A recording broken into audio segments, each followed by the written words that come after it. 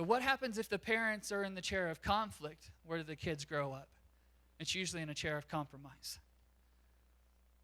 I'm not saying that's in all cases, but it's in a lot of cases. You can look into the church of Ephesus and you'll see that 14 times in 6 chapters, this church is described as a church that loves. It's a church that loves. It's a church that loves. And you see that place of commitment, but then you get to the book of Revelations and you're going to see that this church is described as a church of compromise. You even see it start to take place even in the Bible. See, what I feel like, guys, is that in chair number 1, we have this conviction, but in chair number 3, it's really anything goes. On chair number 1, we have a fire and a passion for God. And in chair number 3, the passion's completely gone. In chair number 1, I live for what God is doing today. In chair number 3, it's hard even to remember anything that God's ever done in my life. In chair number 1, it's taking ground for the kingdom of God. And in chair number 3, it's actually, we come to a place where we're actually reinforcing the kingdom of darkness. In chair number 1, we're captured by our significance. And in chair number 3, we're overwhelmed. Overwhelmed by life, overwhelmed by decisions that we've made, overwhelmed by disappointments, and we just sit there. And then in chair number 2, this place of conflict, there's this, it's not that we've completely given in, but we're just kind of like in this place of limbo, and there's always something happening, and man, I'm just so busy, and this is going on, and that's going on, and I've got this conflict in my life, and I haven't completely gone over to commitment, but I haven't completely gone to a place of compromise either. But the reality is this, man, as we sit here on this fence, and we actually think that we're walking the life that God's called us to live, and then we label it as being busy.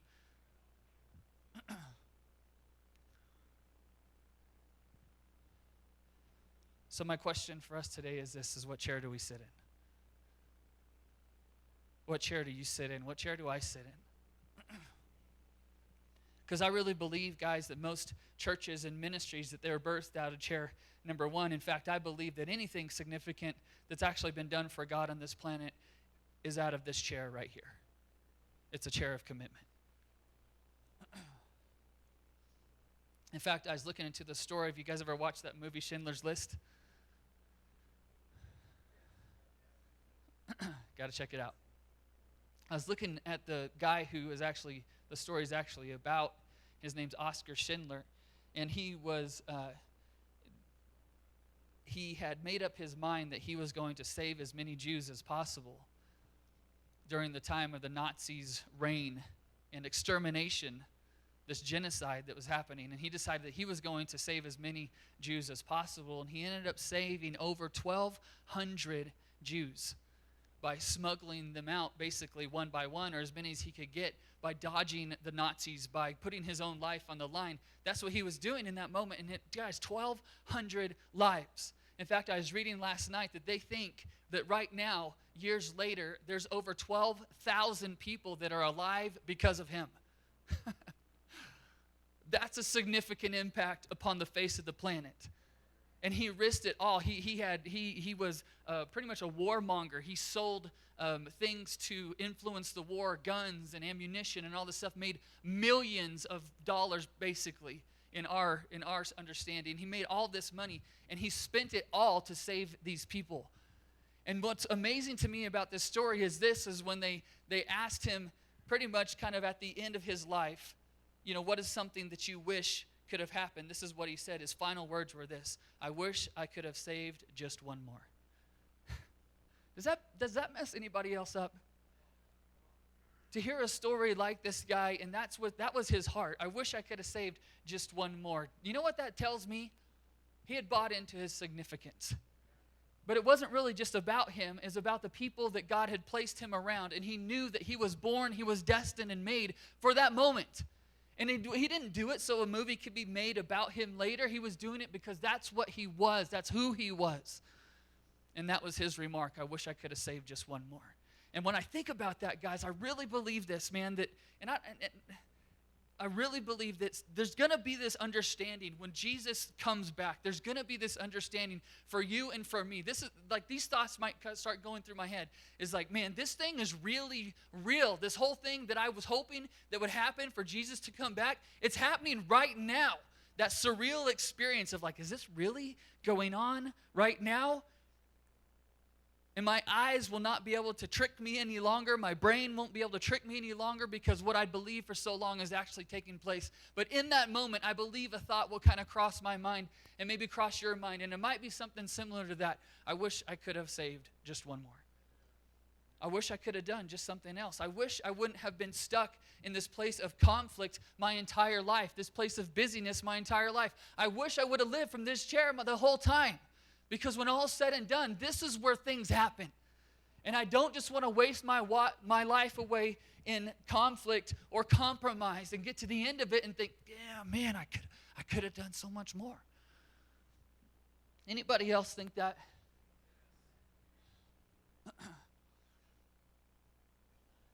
See, chair number 1 is evangelistic and it touches lives.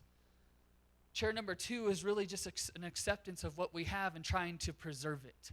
I'm just trying to get through life. I'm just trying to squeak my way into heaven, hoping that I can be good enough to make that happen. And then chair number 3, it's actually like a recognition or this thought or this position of not even understanding who I am or who God's called me to be. See, in chair number 1, it's about knowing and loving God, that we don't settle for powerlessness. And chair number 2, it's having a form of God but denying his power. And then chair number 3 is we can't even find God. Let me ask you about your relationship with Jesus today. What chair are you sitting in? You know, I was looking into, it's funny that, Stephen made that remark before service about how everything just kind of goes together. Guys, I wish I could tell you we're just this good, but we're not. We're just not. When Stephen said it'd be nice for us to communicate with the worship leader before service, I'm like, that's probably a good idea.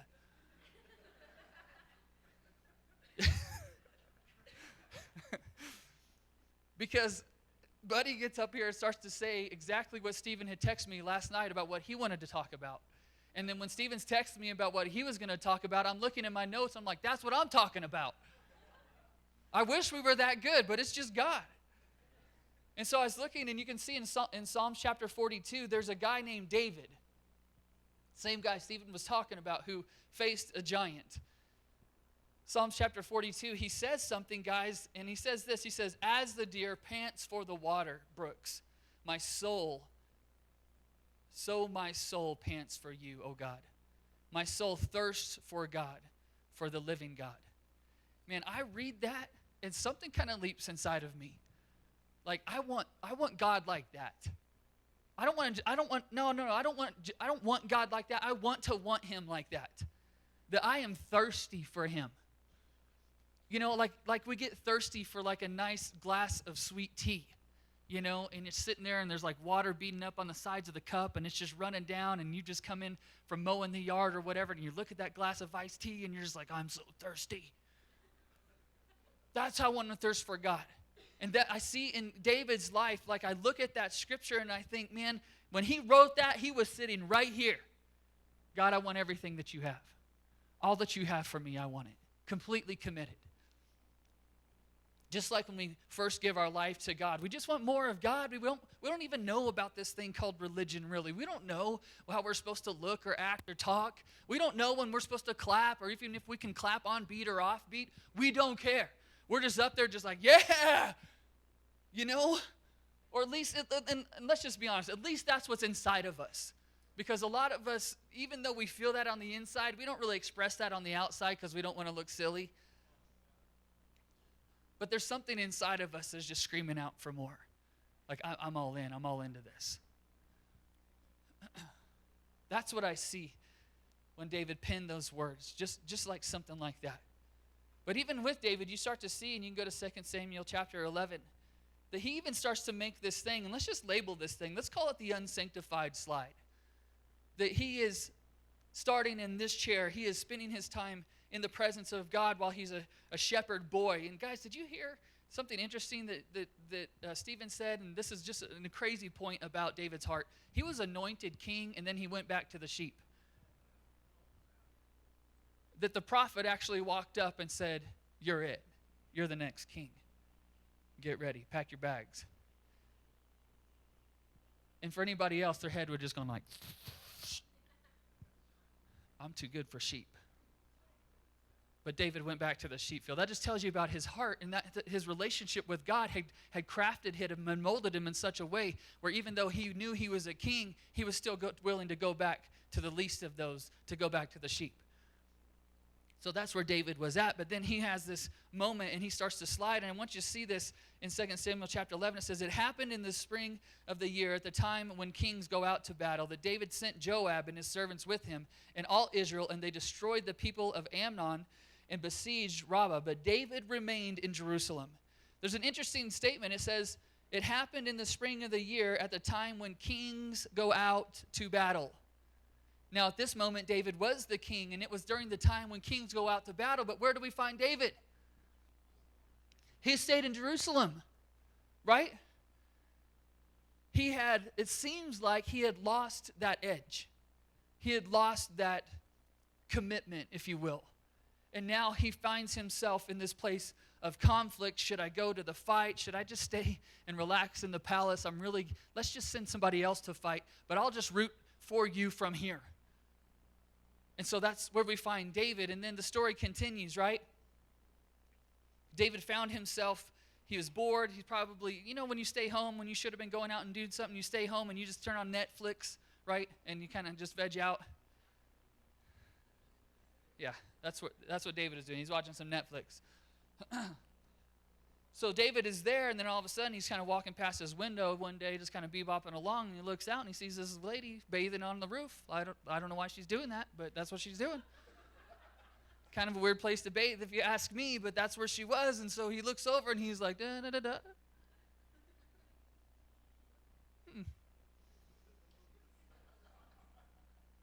Now I know nobody else in this room would have done something like that, but that's what David did. He was just bebopping along in his own little lazy life, and all of a sudden he noticed Bathsheba bathing on a roof and decides, that caught my attention, that caught my focus, I think I like that.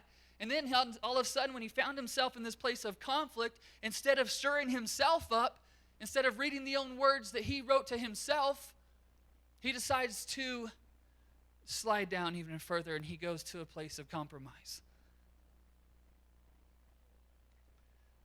2 Samuel chapter 12, verse 9, it says what the consequences of what happened in this compromise, because what King David does is he decides that he really likes that. He likes that so much he wants it for himself.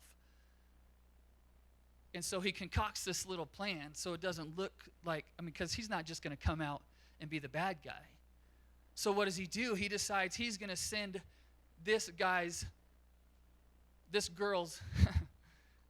husband out to battle.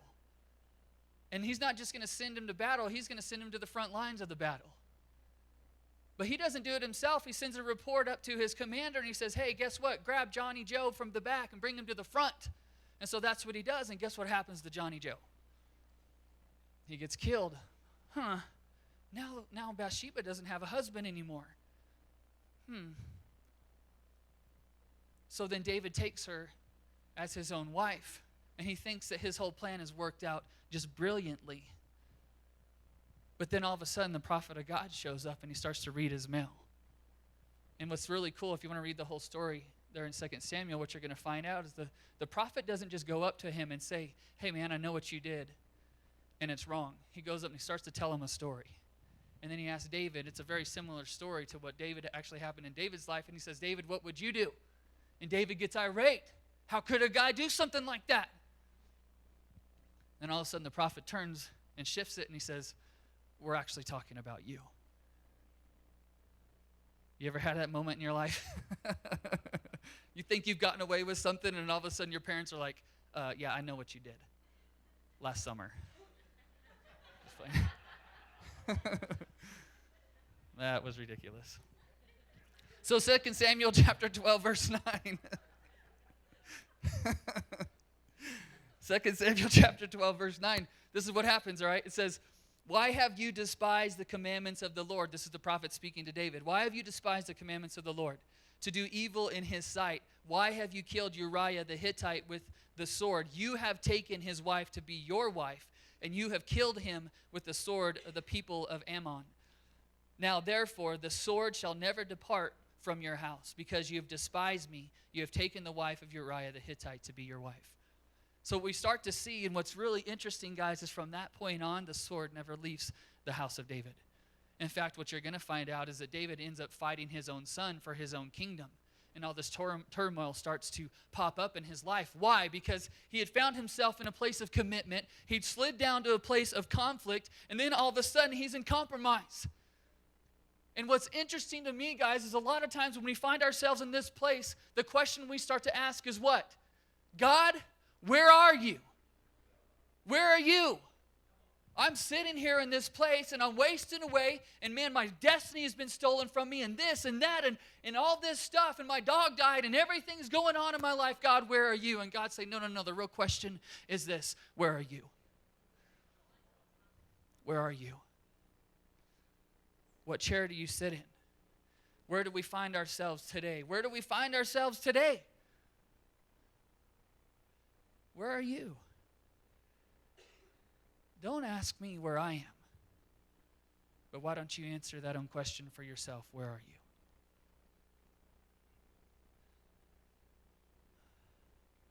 Because see, the thing is this, guys, is that Satan, man, he's so tricky. He's almost like he has mastered this craft of furniture sales. He's the master furniture salesman. It's kind of like this, that you're going to look for a chair. You're going to pick up a chair, and you walk into the furniture showcase room, and all of a sudden Satan kind of sees you out of the corner of his eye, and he walks over to you. He's like, hey, how you doing? And you're like, hey, I'm doing good today. I'm actually just here to pick up a chair. And he goes, oh, really? What chair is that? And you're like, oh, it's this chair right here. This is the chair that I've picked out. It's a nice sturdy chair, and man, I like it. And look at that. I mean, it's great posture, and it holds me really well. And Satan's like, man, you're right. That's a great chair. He goes, in fact, this chair has already been paid for. Did you know that? And you're like, yeah, it was paid for. My daddy paid for it, and I'm just supposed to pick it up. So I'm just here to pick this chair up today, and Satan's like, well, that's good. Let me kind of help you out with that chair, though, okay? Oh, man, that's a heavy chair. You want to grab the other side? This is heavy. This is a pretty heavy chair. Because it's made so solid, and this wood is just, I don't know what it's made of, but man, it's really heavy. And in fact, it's so sturdily made, like, hey, just sit down in it one more time. And we're like, okay, yeah, let me just check this out. And we're sitting there, and Satan's like, yeah, you feel that? It's actually pretty uncomfortable, isn't it? And you're like, yeah, it is a little uncomfortable. In fact, the longer I sit in it, the more my butt starts to hurt. I can't watch TV in this chair. I can't Netflix and pizza in this chair. It doesn't even really recline. And Satan's like, yeah, man, you definitely need a chair that reclines. I mean, I know, we all know our parents, they mean well, but sometimes they just don't know what you need. And so let me just throw this at you. What if, instead of picking up that chair, what do you think about this chair? Look at this. I mean, it rocks. And you're sitting over there, and you're like, huh. Well, I'm going to go with this chair. I'm definitely going to go with this chair. But let me just try this one out just real fast. Let me just sit in it I'm just going to sit in it for a second, because I like rocking. My dad rocked me a lot when I was little.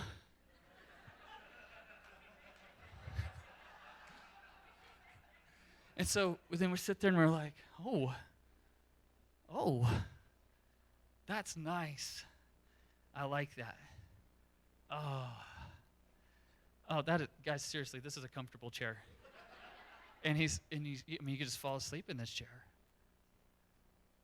And Satan's like, yeah, that's a great chair, right? And you're like, yeah, it is a great chair. And he's like, you like that motion, huh? It just kind of lulls you to sleep, don't you think? And he's like, yeah, I could definitely sleep in that chair. And he's like, but look, it's still made out of wood. It looks a lot like the original. But you need to understand one thing. This chair, you can take it home with you today, but you can actually pay for it later. How does that sound? And we're like, dude, seriously? Like, I'm all about credit. And so we decide in that moment that instead of taking a chair home that's a little uncomfortable and already paid for, we decide to take a different chair home. And we're like, yeah, this one sounds, you know what? I think my dad will understand. Man, he knows how hard of a day I have at work and dealing with my boss. He understands, me going to school and all the stuff I have on my plate. My dad would want me in a little bit more comfortable. So I'm okay. Yeah, I think I like that chair, and I don't mind paying for it later either. And so, yeah, I think I'm going to go. I think I'm going to go with that chair. And Satan's just like, oh, man, that's such a great decision. That's really good. I think you're really going to like that. I really think you're going to like that chair. But, okay, I'm just going to throw this out there. I know you've already made up your mind. But if you like comfort, you should really just sit down in this for just a second. This chair will blow your mind. It massages your back. It rocks, it reclines, it does it all. Man, it's got a little button on there you can push for like room service. I mean, it's got you don't ever have to leave this chair. And we're sitting over here and we're looking over there and we're like, well, we've already made a little bit of a slide from this one to this one, so why don't I just try it out? I mean, it's not going to hurt to try it out, right? I mean, it doesn't hurt to try it out. I'm not actually going to buy it because it looks pretty expensive. And I really I don't want to pay a whole lot. I know I have to pay later for this chair, but this one looks even more expensive. And Satan's like, yeah, it is more expensive, but oh man, you walked in on the right day. We happen to have a Memorial Day special going on. And you're like, what? He's like, yeah, you got to, this is actually on sale. I mean, it's more expensive than this one, but it's not as expensive as it used to be. And so you can just try it out. And then we sit down and we're just like, oh, that's nice. That's nice. I would recline it, but I don't want to fall over. And we sit there and we're like, man, that's like a marshmallow. It's like I'm sitting in a marshmallow. This is nice. And Satan's like, yeah, that is nice. Now, I'm just going to let you know it costs about 10 times more than this chair. But like I said, you don't have to pay right now. You can just pay later. And you're like, man. So then all of a sudden, what we start to see is that instead of settling for the chair and going with the chair that's actually been bought and paid for,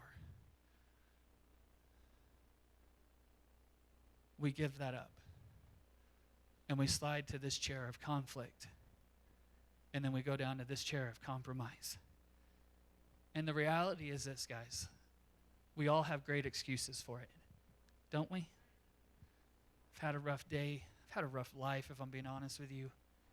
You should have seen how my parents treated me. You should have seen how my boss treated me today. You should have heard what these people said about me. And the reality is this. It's a battle of significance. It's a battle of identity. Because we don't just give up on this just because. We give up on it because we've been beaten into submission. And it's not just on things outside of our life that we let influence us, but it's things that we actually make the decision to let influence us. How crazy would it be if our schedules were actually structured around spending time with God rather than spending time at work? Now, I'm not saying go out and quit your job, okay? Because not everybody can sleep in this room. But what I'm saying is this, is that we make those decisions. Well, I need money. Well, I've got to pay this bill, and they're hiring, so I'm going to do that. And the next thing you know, you haven't gone to church in about 4.5 months, and then you sit there and you haven't been around people who encourage you. You haven't been in the presence of God because you're just so dang busy. And I'm just so dang busy. And then all of a sudden I find myself in this chair of conflict, and yeah, it's a little bit more comfortable, but I'm still in conflict. And instead of believing that God actually has a destiny for my life and coming back to this thing that is uncomfortable, I'd rather slide down and give up on myself. It's too hard to believe. It's too hard to think that I have destiny. It's too hard, God. Man, do you know what goes on in this life that you created? And he says, yeah, I do know why. I do know what goes on, and I need you to understand something. I paid for it all. I paid for the hurts. I paid for the disappointments. You don't have to dwell in those things.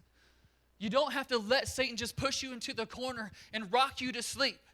He says, I've paid for every single thing, these emotions, these thoughts, these insecurities. Are you willing to rise up right now here today and say, God, this is what you have made me for. I know that I am surrounded by significance.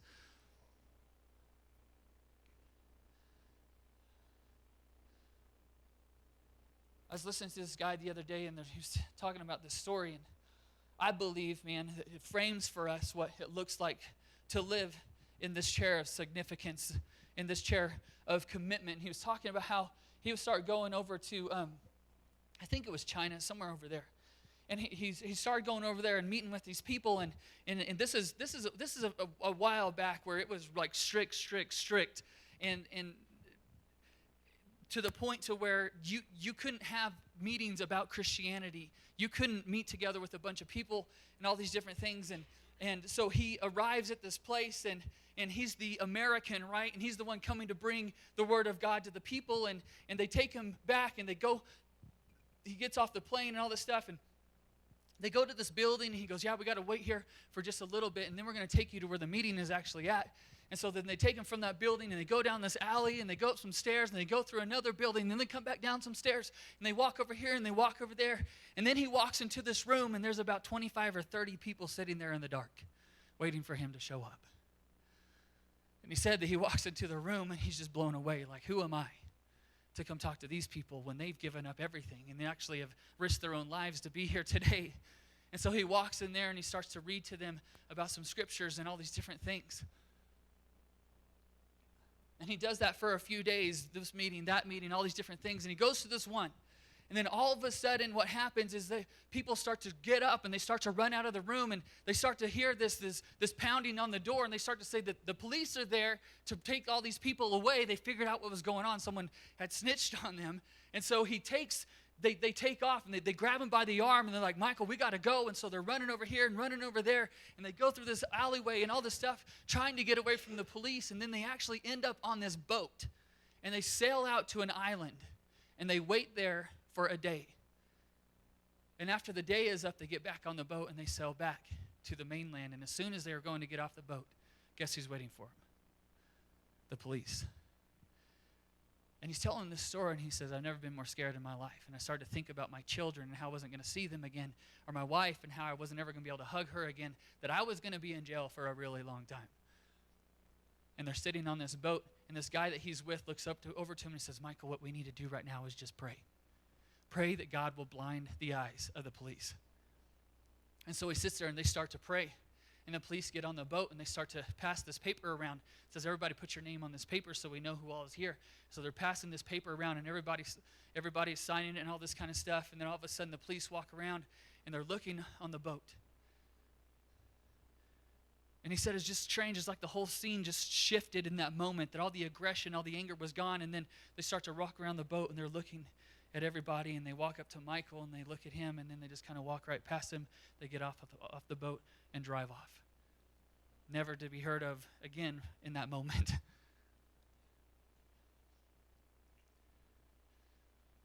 So he's telling about this story, and then he starts to talk about the guy that was with him.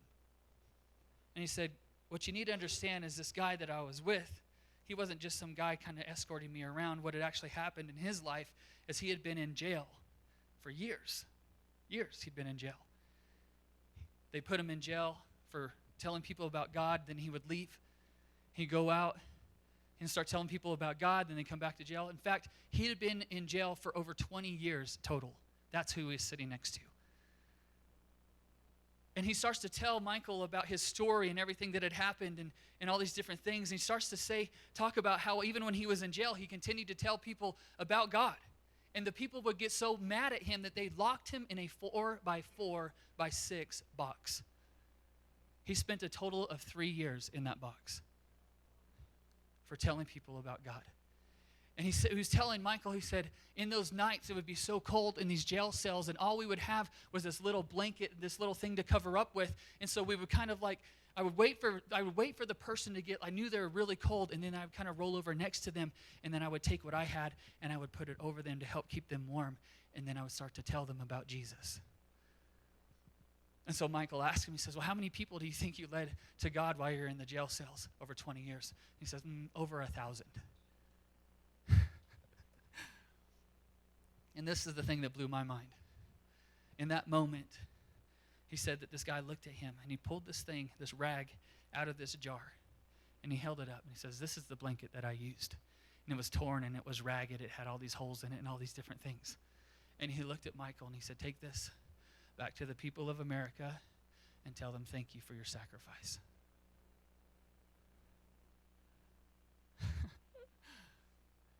And I'm listening to that story, and this is the first thought I had. What sacrifice? What sacrifice?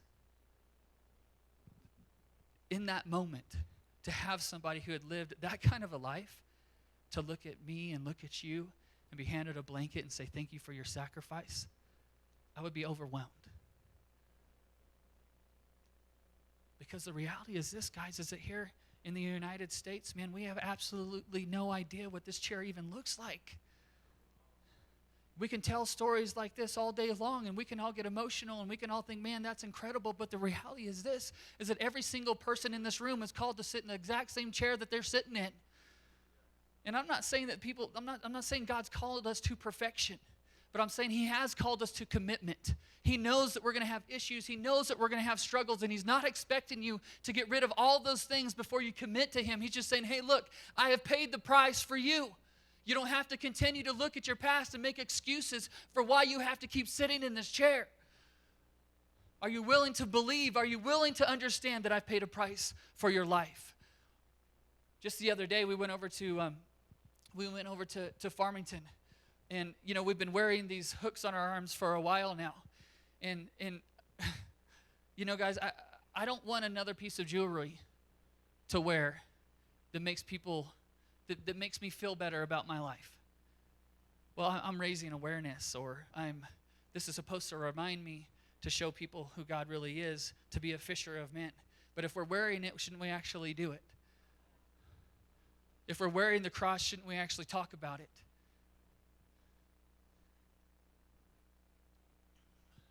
And so we went to this restaurant, and I had this on my arm, and this girl started to come up. She starts to serve us. And I look at her arm, and she has a cross tattooed on her arm. I said, God, that'll work.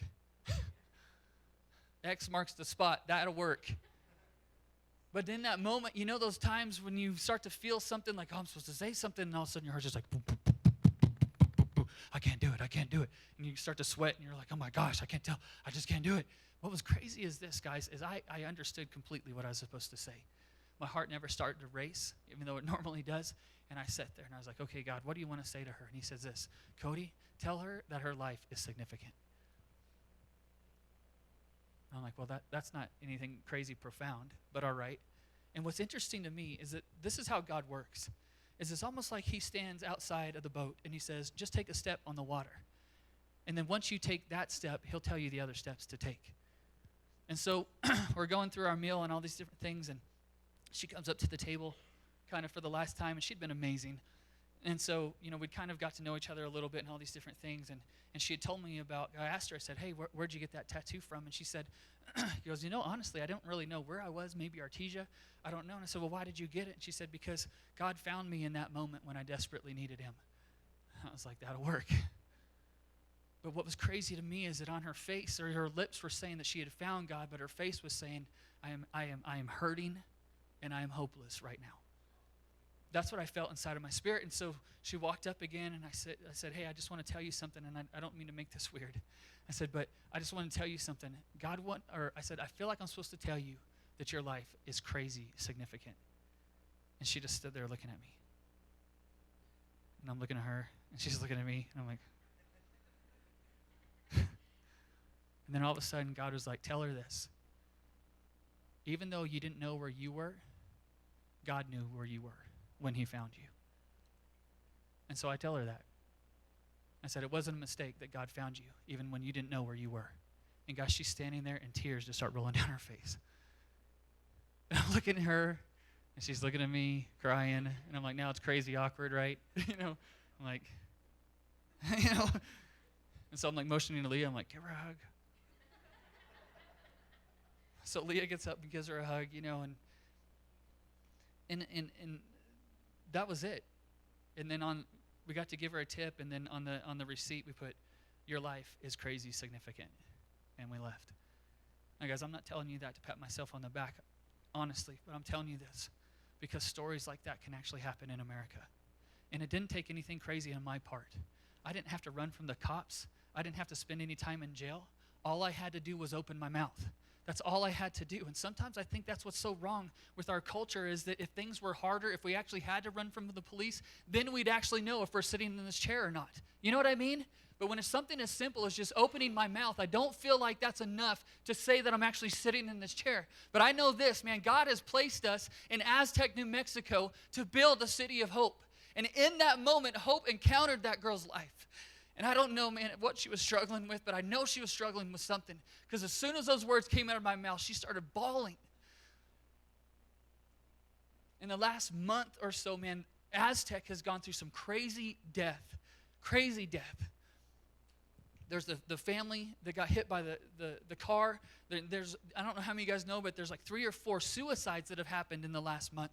In fact, just the other day before a staff meeting, I was dropping Leah off, or I was taking Leah some coffee over a cooler, and I was walking past this group of teachers, and as I'm walking past them, there's this girl coming up, and she's saying, I don't know what's wrong with her, but there's definitely something wrong with her. I don't know what happened this week or yesterday, but there's something wrong with this girl, and the teacher's like, okay, get the counselor, let's meet with her. And then I give Leah the coffee, and I leave, and Leah texts me, and she says, I just found out that one of the girls in my class found her mother hanging. So when we're sitting here today and we're saying that we're sitting in this chair right here, building a city of hope, you need to understand this is where we're going to sit. This is what we're going to do. This is the direction that we're going. We are going to show children that are hurting and they're hopeless and have decided to give up on life because they found their mom hanging. We're going to do something about that. We're not just going to sit in church and sing our songs and wear our Christian clothes. We're not just going to sit in this dang chair and pretend like everything is okay. And we're definitely not going to sit in this chair and pretend like everything is okay. I understand we've got hurts. I understand we've got pains of our whole life. I understand that we're busy. But I can tell you this, man, you were born for significance. We were born for significance. We were born to build a city of hope. And I can promise you this, man, in 10 years from this day, if Timberline ceased to exist, Aztec, New Mexico will miss us. In fact, when people drive into this town, they're going to hear about this church. Not because we want to get our name out, because they're going to know that there's people who actually care. We will kick down the walls. We will go into the schools. It won't be about flashy lights or whatever people like to do in church to make themselves comfortable, but we will invade. We will invade every area of this town. We'll invade every area of Farmington, every area of Bloomfield, every area of Flora Vista until people just get sick of us.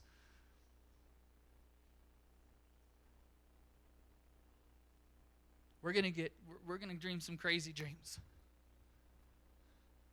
We're not just going to settle for telling somebody their life is significant at Olive Garden and feel like that's what God created me to do. That's part of it, but that's not all of it. But we're going to reach out to this new generation and show them some crazy love. Because the people who are supposed to be doing that are not there. They're not there.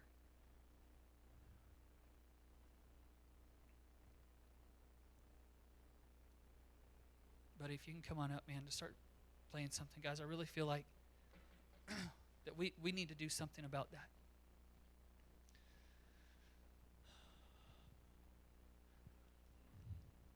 You know, this is probably, I don't know if I've ever put a message together this fast.